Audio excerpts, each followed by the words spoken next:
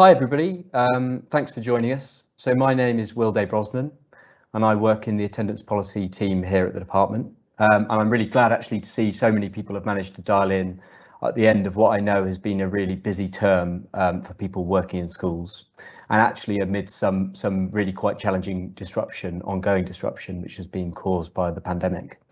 And that's why I'm also really pleased and grateful to the Northern Education Trust for agreeing to deliver this webinar for us today. So I'm joined virtually by Michael Robson, who's the Executive Principal for Northern Education Trust, and he's going to be discussing the Trust's approach to managing and improving attendance. And in particular, he's going to be focusing on North Shore Academy, which was recently graded outstanding in all areas by Ofsted. So I think you'll find the session really useful. Before we kick off, I wanted to add that the session is being recorded and we expect it to run for approximately 45 minutes, including around 10 minutes for any questions. So there's the space that you'll be able to see on the right-hand side of your screen to submit questions in the sidebar. And we'll be putting these questions to Michael at the end of this webinar. We'll only be taking questions, I should add, on the kind of subject of this presentation, so on attendance and attendance practice kind of more broadly. So please confine your questions to those areas if possible. So without further ado, I'm very pleased to hand over to Michael, who's going to start the presentation for us. Thank you. Thank you, Will. So as Will said, my name's Michael Robson. I'm an Executive Principal for Northern Education Trust. We're a large multi-academy trust in the northwest and northeast of England. We go from sort of Bolton and furthest down up to Northumberland, quite geographically dispersed. My predominant area of responsibility, I lead 6 academies in the secondary sector for the trust, and I also line manage maths, English and science. And we're delighted to be asked to present on a little bit of what we've been doing in the last few years. Just as a little precursor, we don't profess to have the answers to everything, and certainly not a monopoly on best practice. And I'm sure some of what I present today, lots of schools will be doing already. But if there's any ideas or anything that sparks an interest in colleagues, then hopefully it'll be worthwhile. So if we can move on to the next slide, please. So I think first and foremost, just to share what our trust's vision is. I won't read it to people because obviously I know people are capable of doing that themselves. The bit I'd focus in on is the fact that we talk a lot about outcomes, and the fact that outcomes are paramount. When we look at that in 3 broad senses. Outcomes in its traditional sense, i.e. we're very proud to say that we want our children to get over the line at the end of sort of Key Stage 2 or Key Stage 4 or the end of year 13, and that they get outstanding examination results. Outcomes in terms of their personal development and the type of people that leave our establishments, and outcomes obviously in terms of their destinations and the places our young people end up, and hopefully the fact that they secure better destinations as we become more effective as a group of academies. The vision talks a lot about children. It's made decisions that are best for children. We condense our vision into a strapline that talks about being outcomes focused and child-centred, and kind of the whole trust lives and breathes that vision day to day. That was created by our CEO in 2017, new CEO, a gentleman called Rob Tarn. And as I said, when I joined in 2017 with Rob, that's kind of been at the forefront of my mind in everything that I do. Next slide, please. So our vision's implemented really by looking at the northern model of school improvement. So we've got a really strong school improvement model. We start off with no exceptions and no excuses. And very much, some of our academies are in some of the most challenging communities in the country. And we always start off with a view that no matter what barriers are thrown our way, we don't make excuses, we don't settle for second best, and we have to have an absolute firm belief that we can make a difference to the most vulnerable. Shortly followed by outstanding leadership, very outcomes focused, vision, values, and leading with integrity really. A relentless focus on standards, obviously high quality teaching and learning, very high expectations of our youngsters. Enrichment, our curriculum in the school day, but not just that, our personal development curriculum, or core curriculum as some people would call it, and what we do beyond just their normal lessons. And then recruitment, retention and staff development, and network development and system leadership. And if I'm honest, those two, the R and the N, the recruitment, retention and staff development, and particularly network development, we had to spend a huge volume of time at the beginning of our journey, just sorting out our own academies really, and making sure that we were given an acceptable standard of education to our youngsters. And we spent a lot of time, I think Rob, our CEO, would describe it as we spent a lot of time looking in the mirror and getting our own house in order, so to speak. And more recently, we started to think about wanting to support the wider system and wherever possible contributing to a national effort to improve standards of education for children, and looking out of the window a little bit more, as you might say. Next slide, please. So a little bit about our trust. As I said, Northern Education Trust in its infancy was set up with a set of values and a real ethical and moral viewpoint of trying to go into the most vulnerable communities that have traditionally been really challenging to lead, where generationally for a long time some schools and the youngsters that have gone to them have been let down.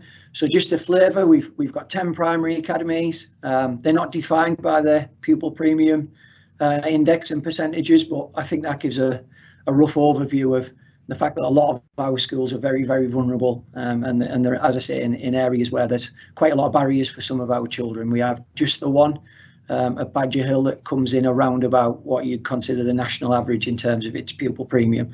Next slide, please. In terms of our secondary academies, again, 11 secondary academies, and again, the very similar profile really, very vulnerable communities, traditionally where perhaps the standards of education have not quite been right. A lot of children who don't necessarily come into school with easy lives, and they come with a lot of barriers, and we have to work incredibly hard to remove them, as opposed to using that as an excuse for why we might not do well. Next slide, please. So as I said, our trust's been on a bit of a journey. In September 2017, our new CEO, Rob, started. I came with him from a different multi-academy trust. Rob brought a new vision, set of values that we all work to, and that northern model of school improvement that I've just spoken to. I took on the headship of North Shore Academy in Stockton-on-Tees, a school that had never been judged good by Ofsted in its history. At the time, 26% of the children were passing maths and English. Progress 8 was below the floor. And it had just been served a pre-warning notice by the DFE that if standards didn't improve, then there might have to be more drastic action. I made what I would consider a bold comment at the beginning, and said, when I was asked how I get on in a tough school, I said there's no such thing as a tough school. They're all just buildings for children in, and they're only as tough as leaders allow them to be, and they'll feel as nice or they'll feel as tough as people allow them. And I just said that I think some schools have been traditionally challenging to lead, but they don't necessarily have to be tough. It was a very bold statement, but I wanted to make a point right at the start in 2017 that we have to make sure in our trust that we set the standard to our staff, and we say that yes, children arrive with barriers, our job's just to remove them, and that the school shouldn't feel tough, and they should almost be bubble wrapped, and that when you step foot in them from the local community, the children feel safe and secure and confident. The trust at the time had only 2 out of our 10 secondary academies rated good by Ofsted, and we had none that were outstanding. 5 out of the 10 had progress 8 below the floor. Some of them were, I think, 2nd and 4th and 7th lowest performing schools in the entire country for secondary mainstreams. Progress 8s of like minus 1.33, minus 1.27 and such like. 3 out of 10 of our secondary academies had that pre-warning notice from the DFE. And as I say, we had some schools that were considered stuck schools, never been judged good by Ofsted. I was asked to lead at Blyth and North Shore academies simultaneously as the head of North Shore and the executive principal of Blyth. The trust at the time had exceptionally low rates of attendance, and I think it's fair to say there was a culture of non-compliance in many academies and really challenging high-level behaviour. Next slide, please. We set upon some immediate actions. We re-timetabled the whole trust that summer.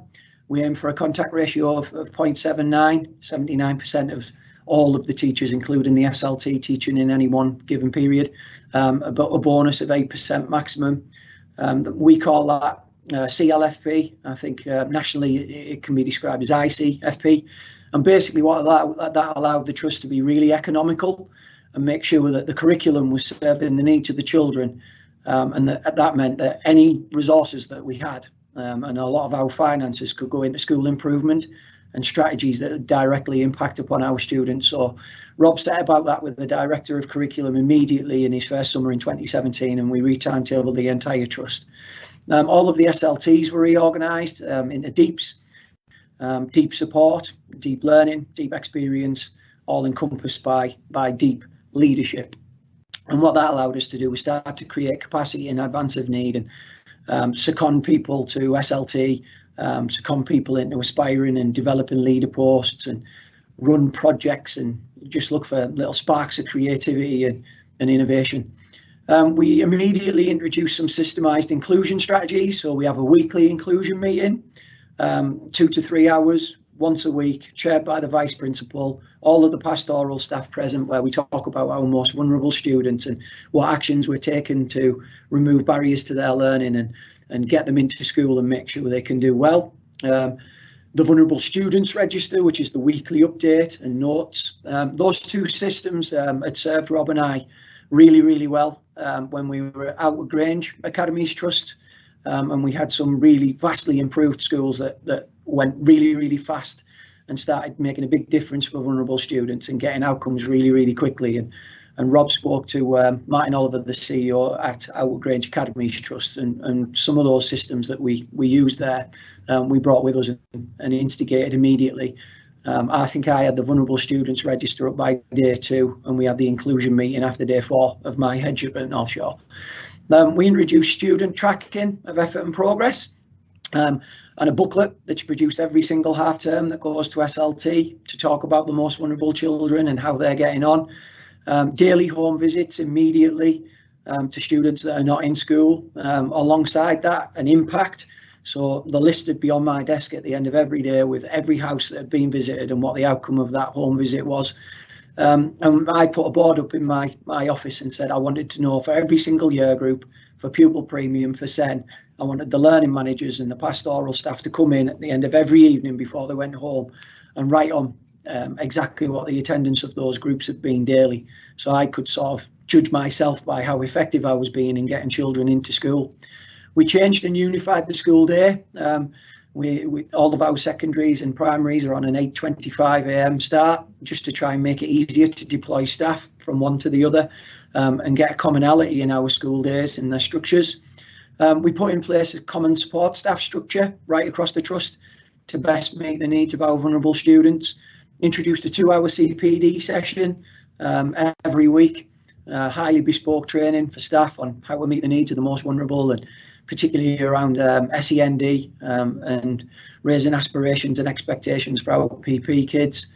As I say, we introduced a system called STEPS, student tracking of effort and progress, half-termly data entry from staff, just saying how hard the children are working, where there might be any inclusion issues, and more importantly, what intervention that we're putting in place. We introduced half-termly progress meetings, gold, silver, bronze trackers of whether our highest ability students were likely to get their 9s or whether we were settling for them getting 5s and 6s in their GCSEs.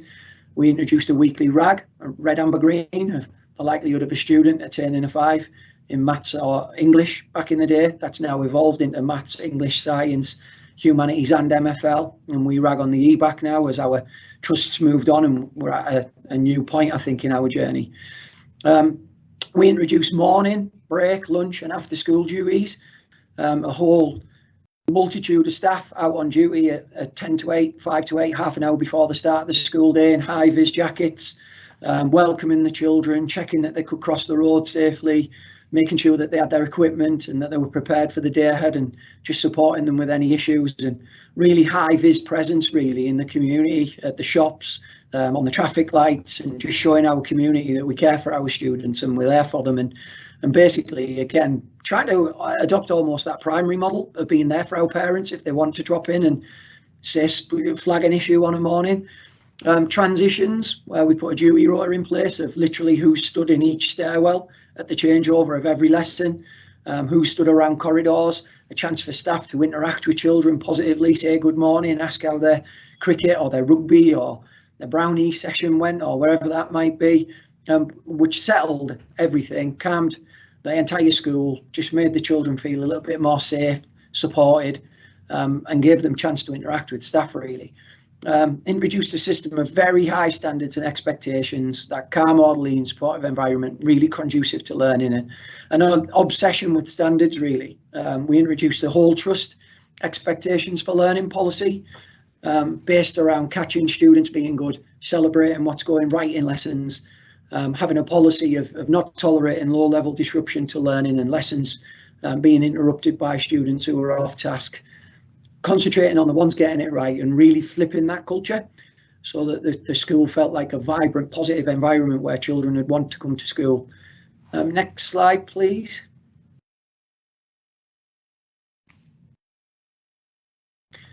This is kind of an overview of what a traditional pastoral structure might look like in one of our academies. So we have a bridge, which is it's basically what it says on the tin. It's a bridge between home and school. So it's a very nurturing, very bespoke environment. Usually, sometimes one student, sometimes six. You wouldn't have many more than that. Students who perhaps have had a bereavement, or they've got an acute medical illness, or they're going through SEN assessments, or there's particular mental health issues, and ordinarily they'd be out of school and they'd be at home and they'd find it too big a jump to be in their mainstream lessons. And we put a very supportive member of staff in there, highly trained, massive enhanced CPD package, and the children study parts of the curriculum in there and obviously also work on their personal development.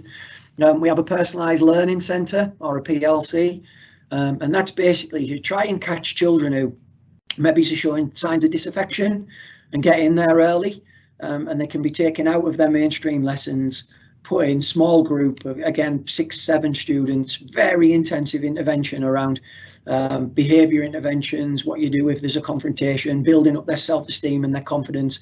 They still follow their core curriculum when they're in the personalised learning centre, but they do a lot of like social action, change projects, they do whole school assemblies, they do staff presentations and get involved in this sort of charity fundraising projects and things that might spark their interest and remind them that we think they're special and they're gorgeous, and just try and get them back on track. And then towards the end of the half term, we start to reintegrate and support them back into mainstream lessons with support from the PLC coordinator. We've got a personalised development centre in our academies, which is basically if something's gone wrong in a given day, but the head chooses that, you know, a student might have showed some undesirable behaviour, but the head wants to support that student and unpick their decision making, and 1 or 2 students, sort of 3 max, will go in there and spend the rest of the day with the PDC coordinator and unpick, well, why did you do that? Why did you speak to so-and-so like that? Why is that not acceptable in school? And well, how are we going to react to that next time? And doing some restorative work, as opposed to just we've got a knee-jerk impulsive reaction to poor behaviour and know where to go with it really. We have an inclusion coordinator who's a non-teaching support member of staff that basically line manages the entire pastoral staff, and they're a member of SLT, they sit on the SLT, but they're non-teaching and coordinate, as I say, all of our pastoral staff. We have an inclusion administrator who basically just keeps all the paperwork and all the referrals and parental liaison up to date, an education welfare officer, attendance officer, safeguarding and wellbeing officer for those high-level safeguarding reviews and sort of multi-agency meetings, and trying to make sure we don't take away our SLTs so that they, you know, sometimes they do need to get involved in those meetings. but where possible, that we've got someone on the ground working with our parents and our children right at the infancy of an inception of an issue, really. 5 non-teaching learning managers who are there just to walk around lessons and support children with any daily worries, troubles, strifes, but more importantly, get in there into lessons and obsess about their learning and make sure any support strategies that we've identified are being implemented. We have a SENCO, what's called a deep support vice principal, so someone who coordinates the entire area for us, who obviously is a deputy head teacher, as you might call it. Specialist maths and English TAs who support our Key Stage 3 students with highly bespoke interventions to make sure they catch up really quickly. General TAs that support in lessons with the wider school population and our EHCP and SEND students to make sure they get the right deal. And an LRC administrator, so someone who coordinates our reading interventions and our reading programs, and again does highly bespoke adult-led synthetic phonics and things with some of our weakest readers. So that's what, by following CLFP and having a 0.79 curriculum bonus and curriculum ratio and an 8% bonus, that allows us to invest our resources into these types of pastoral roles, which allows us to sometimes fill the gap. And sometimes if external agencies and getting those early help and things like that, this is a precursor in our own basically internal mechanism to support before we need to look external. Next slide, please. We sort of base ourselves on systems leadership, which basically means like keeping an overview of knowing what's going on in the school every day, every week, every half term, every year. So SLT are told they need to be on learning walks. If they're not teaching, they just walk corridors, help teachers and pastoral staff remove barriers to learning and make sure the quality of teaching and learning is exactly as we would like. They're told not to be in offices, and clearly if they've got tasks that need them to be in offices, we do allow that. They just need to talk to the principal, but largely speaking, people are out very high vis supporting our staff with an effective daily offer. We have daily supervision lists, so any students that are not in lessons, they're circulated daily. And I would know, for example, in all 6 of my academies, which children are not due to be in class the next day and exactly why, who's in the PLC, who's in the PDC, who's in the bridge, and basically keeping a handle on what type of things are happening in my schools day to day, even if I haven't been in some of them. We have an expectations for learning tracker, that, as I say, that attendance board in the principal's office. We have a daily attendance dashboard, so execs get and principals and the CEO get an overview of every single day. What does our attendance look like right across the trust for SEN, PP, low ability, middle ability, high ability by year group, and we can see that, and that's sent out daily. And it just means that we're not going to end up with a group or a cohort of children that have been not attending for a long time. And we've missed it because we only do, say, a half-termly review. We have weekly review meetings in academies. So there's a weekly meeting where we look at our attendance and any groups or any children that are struggling. We have weekly SLT departmental link line management meetings, book looks for our PP and our SEND students, and checking what their learning experience looks like weekly to make sure that they're not going to get disaffected and drop out. Weekly inclusion meeting using that vulnerable students register. Principals report to the executive weekly on key things like, have there been any suspensions that week, how many, which groups, have any children needed to be in internal supervision, has the RAG changed, so which children have moved and are now more likely to pass maths and English or the EBAC, how many attendance letters have been sent, how many children have started a learning manager intervention plan, how many have progressed to an EWO, have we needed to put a referral into the local authority, and they report that weekly to the executive. We have a monthly safeguarding update, so as an executive on the last Friday of every month I get a report from every one of my deep support leads that basically tells me where are my most vulnerable students at and have things progressed for them, and some of the barriers and reasons they're maybe not in school or presenting high risk behaviours, have they been eradicated or softened somewhat. And as I say, we have that half-termly step, which is a report to parents, teachers with bespoke interventions in their teaching files for 6 members of their class, and an SLT booklet and the opportunity for SLT to sit and look at the picture of every single very vulnerable red child in the academy and what's going on, so that we don't end up with a situation where, you know, a young person might have been taken into care, that life's in crisis. Yet when that child's coming in and crying on a morning, you know, the most senior leaders in the academy don't know what's going on in their life. And we think it's really, really important that the senior leadership team obsess about those children the most and know who they are. Next slide, please. So I won't go through the entirety of our attendance processes. Largely speaking, we would probably say there's 3 facets to improving attendance. One is culture, which is kind of what the first part of that presentation's been about. And it's about having academies where there's no excuses, people obsess about things, they're just insistent that we can remove barriers, that the entire structure of the school is geared up towards serving the needs of the students, and following our trust vision. The second bit would be around systems and attendance systems and following them and leading them properly, and everybody knowing really clearly what their role is. And then the third bit is what the child's experience is, and the actual quality of the curriculum and the quality of what we do to support our children, and those sort of spine-tingling moments where you see a child who's come back from the theatre and they've never been before, and they've seen a Shakespeare performance and they think it's just gorgeous. And what are we doing in terms of the experience our children get? So we look at a culture, system, and then experience. So our attendance processes, again, you know, these are not uncommon. I know lots of schools use these. We start with the philosophy that all children do want to attend. And then we look at, well, what barriers are stopping some of them from attending, as opposed to almost not blaming children for poor attendance or blaming families or making excuses, but looking and going, well, let's just imagine they all want to come to school. What's stopping each individual one? We support our parents, so there's home visits every single day. We use a multi-agency approach. And then basically, in summary, we have a 3-stage process of progressive support and challenge. Now, we have a 97% threshold. If attendance drops below that after half-term 1, there's a letter sent out and the child's placed on a 4-week monitoring from an attendance manager. And we talk about any barriers that's stopping the child from accessing their education at that point. And they're monitored, and we look at hopefully an immediate improvement. If during that 4-week period attendance continues to decline or there's no improvement, the learning manager then starts a formal 4-week support plan where we talk about, is there need for an early help, CAMS referral, does the ed psych need to get involved, or, you know, is there a medical need, does the parent just desperately need some support from school, is there a class or a set change needed, a tutor change?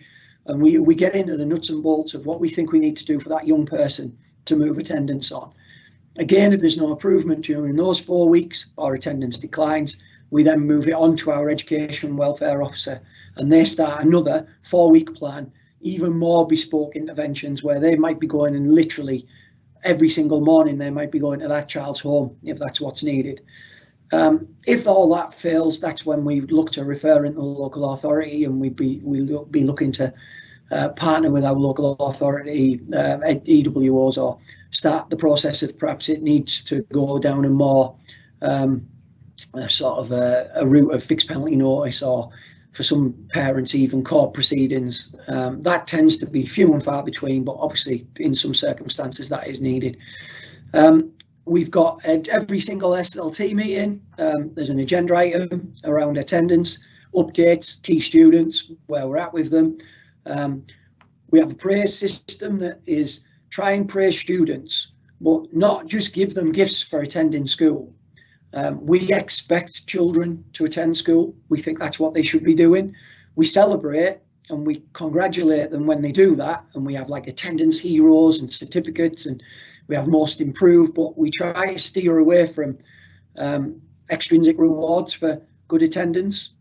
Actually, that's just what you should do. When you do it, we catch you being good, we celebrate that. It's very high profile. We also have a relentless obsession with attendance. So as an example, we had one of our Academy Network meetings just before October half term. One of our head teachers is in the meeting, and 3 times that morning he was sent a text from his deep support lead with what attendance was like that morning. and what percentage they were on and how many students they still needed to get into school for the afternoon to try and make sure they broke the back of 94% attendance. And the head had obviously said, I expect an update even though I'm not in school. Like, I need to know where we're at. And that's just the behaviours that we try to instill in our leaders, really. Next slide, please. Just moving on to North Shore. So obviously a school that had never been judged good in its history kind of still hasn't really, missed that bit out and went straight to outstanding. Very vulnerable school, 70% of the children eligible for pupil premium, about 20 to 25% of the school cohort known to social care. My first half term as head teacher in 2017, the attendance was about 90.5%. We launched the attendance processes that I've talked about. I won't read all of the stats, but nearly 7,000 phone calls home, 1,500 home visits, 500 plans for attendance meetings, 230 EWO plans, 27 fixed penalty notices, 14 court referrals. The impact being that last academic year, if you factor out COVID related illness, we'd have been on 94.1%, which is, I think, the way the DfE have started reporting it. So when we used a like figure, the school hit 94.1%, which for such a vulnerable school post-pandemic, we thought that was a terrific impact, really. Now, next slide, please. We thought this was interesting. So 231 different students have accessed the bridge in the 4 years it's been open. Over 2,000 days of support amassed since its inception. They'd have obviously been missed sessions. So 2,000 times children would have missed school had we not had that bespoke intervention and that place, that nurturing environment that could go to. Similarly for the PLC, PDC, 50 CAMS referrals, 22 children who've worked with the Ed Psych. So that shows the sort of level of intensity we've tried to bring to our work, really, and perhaps interventions that might have been missed had we not done so. Next slide, please. And these are just some of the things that we do in school to support the most vulnerable. So if needs be, we have huge stocks of brand new uniform, and we purchase all of that centrally.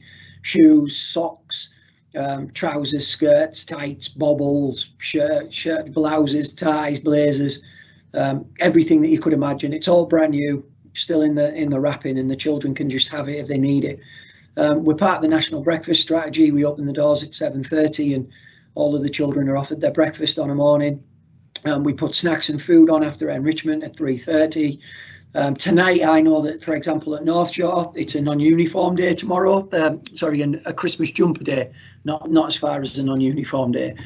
For some of our disadvantaged children there, that's a big barrier to them coming in. So there's an enrichment tonight. There'll be about 200 students will attend. The Academy have bought the jumpers, the lights, the tinsel, the baubles, the glue and everything you can imagine. There'll be Christmas music on, some festive food, and an opportunity for the children really to have a competition who can make the best homemade Christmas jumper. And what that allows is some of those children who might not have been able to go and buy one to be at school tomorrow and feel they've got equality with their peers. We also have a homework policy, and one of the strands of that is love to learn. So as an example, our year 7s do Origins of a Nation in history in half term 1. They're encouraged as part of their Love to Learn project to build a Motte and Bailey castle and bring it into school. Some of them bake cakes, some of them do it virtual on like Minecraft or whatever it might be. Others build literally a physical Motte and Bailey castle and they carry them in. And it's a beautiful thing at the end of half term. But obviously, again, to do that, you've got to have the resources to do it. So at North Shore, for example, and some of my schools, we have an enrichment that week. We buy all of the stuff in for the students, and there's hundreds of students stay back with staff. Again, bit of music on, some food, and they're given the opportunity to build their Motte and Bailey castles. So again, they get that equality of opportunity. In the lessons, we use a planner, and it's got rag pages, red, amber, green. If you need attention from your teacher immediately and you can't move on with your learning, you put it on red. And that's just a very high visual way of our learners getting immediate support in class if they need it. Need to know it books that condense all of the key knowledge that you need to know that half term in that subject for every year group. So if you're stuck and you can't proceed with your learning, or you're a parent and you want to support, we purchase all of those centrally, and every student's issued one of those every year. We've got ILPs, and they're standardised across the trust for all of our SEN learners, and the teachers have them printed out in their teaching folder. We've got a 3-strand reading strategy. Broadly speaking, that's mechanics of reading and teaching children how to read, synthetic phonics, and really drilling down into our weakest readers and giving them daily support. Reading for leisure and pleasure through our Reading Routes initiative, which has literally taken off, tens of thousands of book loans. And we buy every single one of our children in year 7, 8 and 9 a book every single half term on a route, depending on a different genre. It's a really brilliant, innovative project, costs a lot of money, but because of our CLFP, we're able to put that in, and it encourages the children to read. We've got reading buddies for the weakest readers. So we have a group of, for example, at North Shore, we have some knitting nanas, they call themselves, ladies from the local community who come in on a Thursday and they knit with the children and they support them and read their Reading Routes books. And we basically try and just be there and part of our local community. And next slide, please. And then we do some things to just be part of really like a community hub and being a go-to academy. We host all the trust network meetings, executive team meetings. We do a graduation for our parents where the children wear a cap and a gown and they move on to do their GCSEs, and we bring all their parents in and let them sit in the audience. And fish and tip evenings for our year 11s where we hand out all of the revision resources, and we've bought them all for the children. We talk to the parents about what they can do to support us with their children, and we buy them something to eat, and we sit down as a community together. We have primary heads meetings. We ask them if they want to use our site and do a learning walk. We invite our directors of children's services, local authority reps, MPs, councillors to do learning walks and get a flavour for what the typical learning experience is in our academies. We lease out our community zones, for example, so we've got artificial football pitches. We try to make sure the local community can use that, or the gym, or whatever it might be, doing adult intervention classes and being there for the community, really. Lots of promotion on social media and celebrating on Twitter some of the magical things that our children are involved in during the day. And the last couple of slides, please. We tried to use a model where basically, as I said, the experience our children get are really important. So we try to create a platform for creativity. So we get that innovation and vibrancy in our schools where children want to come to school. We have an 80-20, some very proven systems like the attendance systems that we just know immediately improve. They work, and if you follow them and you do it just so, and they're very, very well led, they'll yield instant impact, and children will be in more. Outcomes will improve really, really quick. Outside of this, people can innovate and create, and they can pilot things. And then we celebrate that, and we come back to the network meeting where all principals get together every half term and we share. And basically what that means is with 21 academies, 21 of them are going away and they're innovating and coming up with new things. So we would look at it and say we have like 21 years of school improvement every single academic year, with lots of new best practice and refinement we can share, and new ideas that have enthused children and got them to come in. And next slide. I won't go through all of these, but these are just some examples of things that in 2017 we didn't do, that now we do. And these magical, like amazing things are why our children want to come to school. So the culture of our schools and what we do around Proud and getting your work signed off during lunchtime and hundreds of children queuing, our experiences program where we take children to Bletchley Park and we take them to the Lake District to look at the impact of glaciation, and we take them to the National Science Museum and History Museum, and we call them curriculum experiences. They're an entitlement, they're not a trip, and we pay for that for the entire trust. I think the CEO is considering, if finances allow, we might even consider taking our children to Paris or across to Madrid and paying for them to go and using that as part of us promoting the e-back. So all of these systems, they weren't there in 2017, but they've been innovated in local academies, adopted as part of the trust offer, and that's now our standard offer, and it's what is making our children want to come to school. And then just a very little bit to finish off in terms of impact. If we could move on to the next slide. So that's early impact in terms of outcomes. 2017 published outcomes before sort of Rob joined the trust and myself. Some very low performing schools over to 2018, then 2019, and highlighted in purple is the change in 2 years. A 14% improvement across the trust for the percentage of children passing their English and maths GCSEs, and we now have attainment above the national average. And obviously we've had 2 years of data that hasn't been published during that time, where we expect our performance to only get stronger. Moving on in terms of outcomes in terms of Ofsted. So over on the left is sort of what our trust profile looked like in 2017, and over on the right is where we're at now. 2 new schools, Freeburgh and Walbottle, taken on from special measures in 2019, and just the one school that's not being judged good or better. And I think they're hoping that the phone will ring soon in the new year, and Kersley in Bolton are ready for inspection, and we're hoping that that'll change soon as well. And then one final thing is impact in terms of attendance. So if we could just move it on, please, guys, and keep going.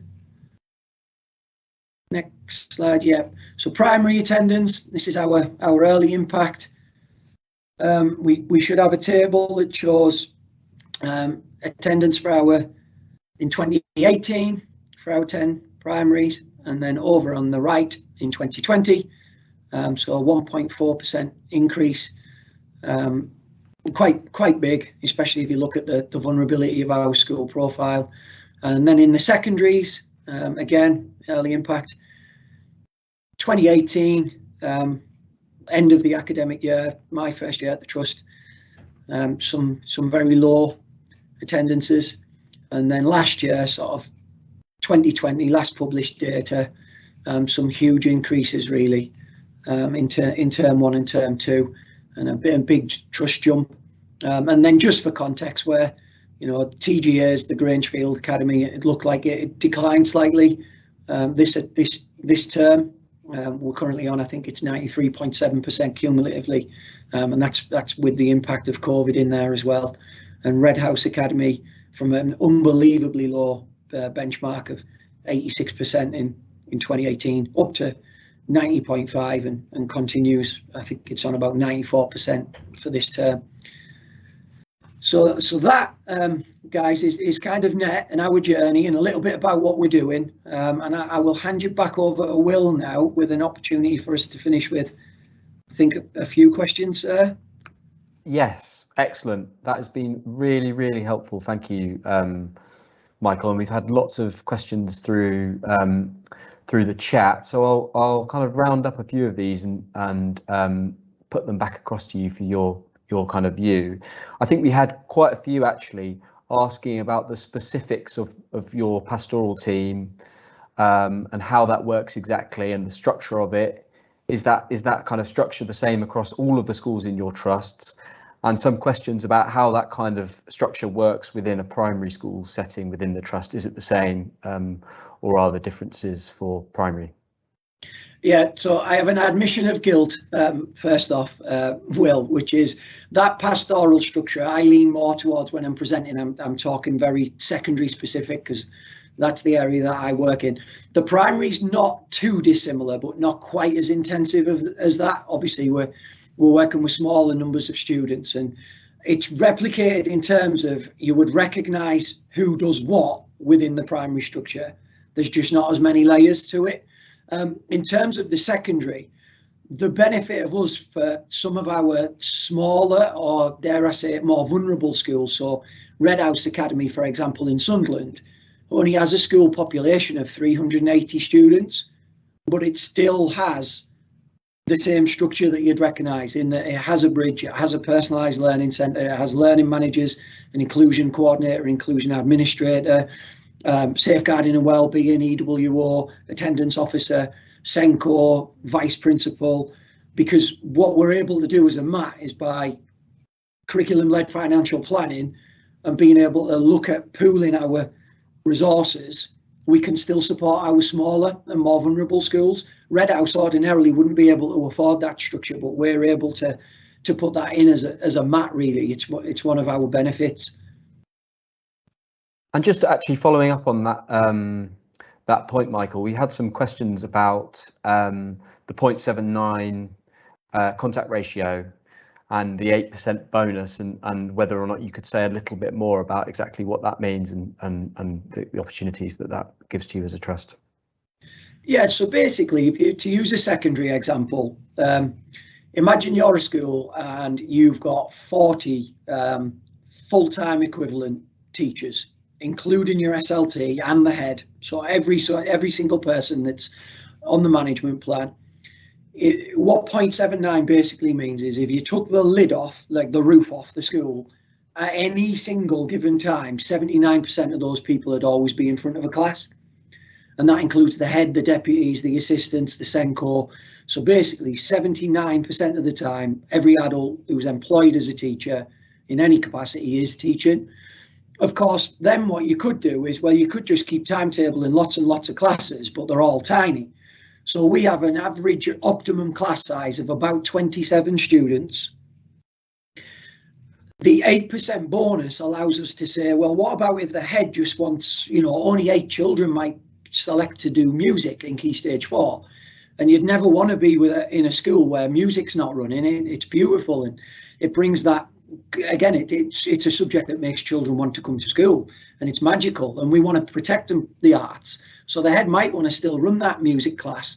Well, he can run it. There'll only be 8 students in it, but it takes up a little percentage of his bonus. The head might have a very vulnerable community and feel like he wants to run some small nurture, or she wants to run some very small nurturing groups of just 15 to 20 because there's a high level SEND need. That's absolutely fine. Each head with the executive, in discussion with the CEO and the director of curriculum, can decide where they want to put their bonus, basically. And it allows the schools to meet individual localized need, but still have certain parameters that allow us to be economical as a trust. So we can put that plethora of pastoral intervention in place, if you like, and those EBAC experiences that I've talked about in Key Stage 3, and afford to pay for it. Excellent. That's really, really helpful. I'll pick out a few more that kind of come up several times in the questions that we've had through. One was about what the kind of biggest challenge was actually in turning around the culture of a school that previously had poor attendance. You touched on this a bit, but I wonder if you could say anything more about what the kind of that key challenge really was in turning around the culture. I think at the beginning, being brave. So when I look at North Shore as an example, there were some students in there that presented some very, very challenging behaviour, and the culture of the school wasn't quite right. Students didn't wear their uniform with pride. They would often say no to an adult and walk away. And you spent a lot of time dealing with sort of high level behaviour, and it meant you couldn't get to the most vulnerable. You couldn't get in that class with the child who couldn't read as a principal. You couldn't sit down and talk to the child who might be struggling with their mental health. They were the ones with real vulnerability were getting missed. So at the beginning, we had to change the whole culture, which is I want to catch the children being good, and I have to be quite quick in my interactions and the way I deal with behaviour. And at the beginning, there was a spike in fixed term exclusions, as they were back in 2017, and that then makes it sound like you're not inclusive, because some children aren't, their behaviour is being dealt with, but they're not in school. I was at a council scrutiny committee meeting, and you're having to justify why you're there, and essentially you're there because you want to work in a vulnerable community, you want to influence change, but you understand that if you just do what everybody before you did, then you might not be successful in doing so. And then after half a term, those children are back, the school's calm, it's orderly, and all of a sudden routines are established, and you've realised that the quality of teaching and learning is moving on, and you've introduced your new pastoral structure. But some children then are not in. Right, well, what are we doing for those? So I had a minibus that used to go out with an aim to bring students in, but at the end of the day, it used to come back empty. and it spent a lot of diesel driving around the estate, but you were just being told no, like he's not coming in. And it's kind of, how do you get the balance so that your community knows that when you're challenging that and you're saying, look, it's not acceptable for your child not to be in, that doesn't mean that you don't care, and it doesn't mean that you're being judgmental towards parents. It's just genuinely like being brave enough to say, like, I am going to keep coming, I am going to keep pressing, I am going to keep exploring, I'm not going to give up on any child. But then when the statistics don't move quickly, it doesn't mean that your new system's not right. It might just mean it takes a little bit. You often get a lag, and it sometimes takes a little bit of time for it to yield through. And the other bit is communicating to other people so that it doesn't feel like a lonely chair. Because sometimes when you're in a community where attendance has historically not been good, and it's not turning, and you're trying really, really hard, it can feel lonely and you can feel under pressure. And then you move to the more punitive sanctions really quickly, and you're looking towards sort of fixed penalty notices and court and the local authority, and your community can go the other way, and it's that very delicate balance. So I don't know, there's no sort of magic wand and no magic answer, but I suppose it's the belief and the conviction, but also making sure that for me it was, and for us, about not making excuses and going, yeah, I know this is a vulnerable community. Well, what are we going to do about it? How are we going to make sure, though, that despite it being vulnerable, despite those barriers, we are finally the people that find that way in. We're the people who do go and pick them up on a morning, who do take them to the football club or the cricket club, or we get the local church or whatever it might be. You know, we're in touch with the mosque or whatever it takes. We've got to come up with an answer, and that we keep on searching. But sometimes you can feel like there isn't an answer, but there always is eventually. That's a really detailed answer. Thank you. I know we've overrun here slightly, but we've got a few more questions that I would like to put to you, if that's okay, Michael, if we can keep you on the line for a little bit longer. One is about, I guess, the current situation and the context of COVID-19, and whether that's thrown up specific challenges to do with attendance, and whether that's kind of altered the overall strategy and kind of interventions that you've been putting in place. And there was a specific question within that about pupils and perhaps families that were anxious about COVID, and what your trust had done to try and support those pupils and families to attend regularly.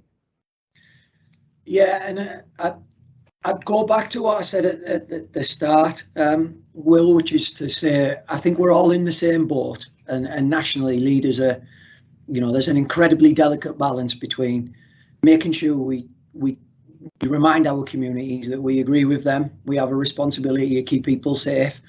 There is a pandemic. People have been at risk, continue to be at risk, and we've got to do our community duty to make sure we're really diligent, whilst at the same token making sure that we don't end up that just accepting every excuse for absence, and that COVID becomes the new excuse, and looking at that, not excuse as in that parents are using it as an excuse, but sometimes, you know, we very diligently look at our attendance patterns, and, you know, have we got children who it's the 5th or 6th time they've said that they've missed a Friday because they're symptomatic? And yes, we have to make sure we give them the right advice and that we're very diligent, but we've got to look at that carefully, and we've got to talk to parents carefully, and that isn't easy for anybody, and I think everybody's been sort of on the same tightrope. We've found that, largely speaking, in our academies, we have, like all, had some families and some youngsters who've been anxious about being in school, either for the youngsters' health, or sometimes, and quite often more, where the youngster feels fine, but it's their parent or their carer who's vulnerable, and actually they're worried about protecting the person who's at home. We found the bridge provision to be really useful. We haven't resolved every single case. You know, I wouldn't say in a national forum and say we've had the answer to every single delicate inclusion case. We've resolved most, but not all. The bridge has really helped, where students can come in ever so slightly late, go early. They've got their own bespoke base, and there's only a couple of children in there, and it's easier to distance, and that's helped us immensely, I think.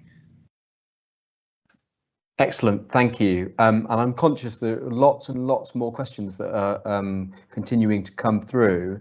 I wonder, Michael, whether or not we can organise something separately, perhaps with you, in which we do a kind of written Q&A and cover some of these off.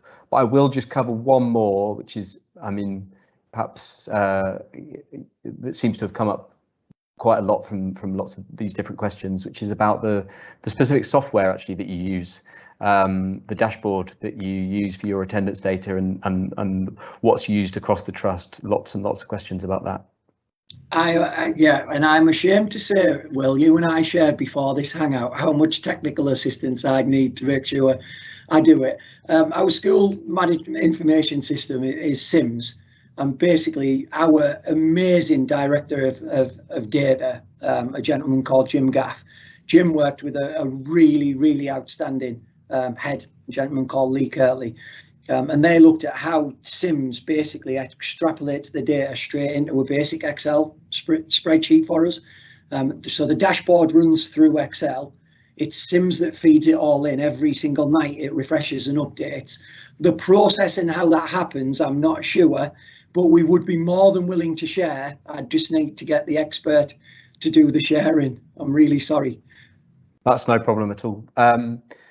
So I think perhaps we should wrap up there. There are other people that have been asking about whether or not we can share the slides after this webinar. So I can kind of arrange that with you separately, Michael, and we can see if there's some version of those slides that we can get circulated.